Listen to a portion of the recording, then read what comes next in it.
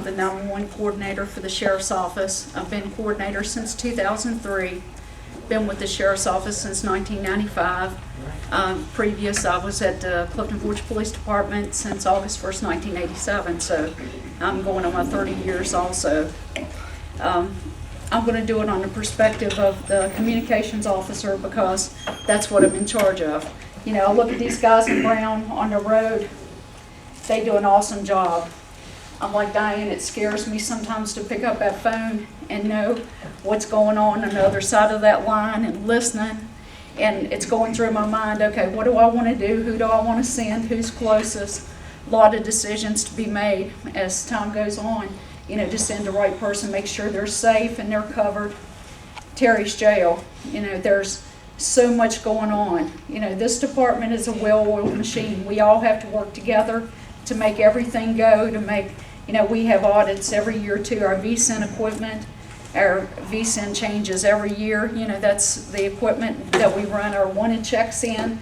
We have to know our stuff. We have to know what to look for. So we are still protecting people, the citizens, and also the road deputies out there.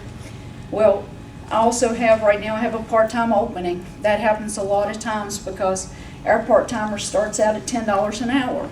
Okay, down the street at the Red Lantern Inn, they advertise for a maid, $12 an hour.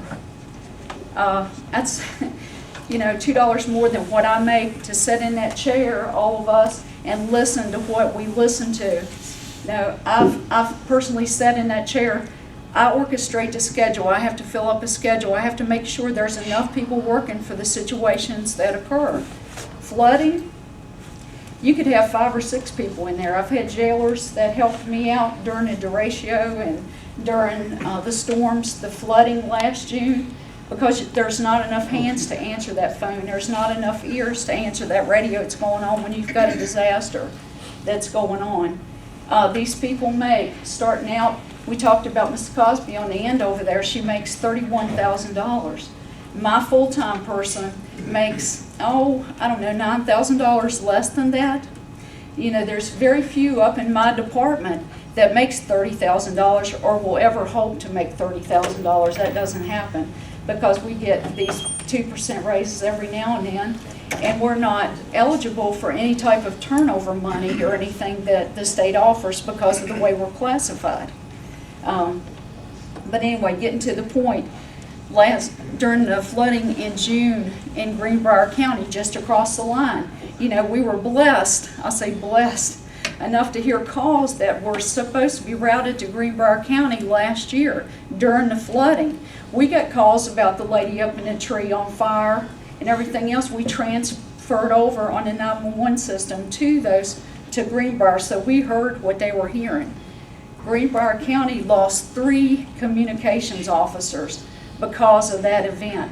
They just could not handle the stress. They couldn't handle what was going on. They walked out. I'm here to tell you, if that happened in Alleghany County would be in trouble. You don't replace communications officers. You can't bring somebody from out on the street to do our job. It takes at least a good 2 years to break one in to where they feel comfortable enough to know what's going on.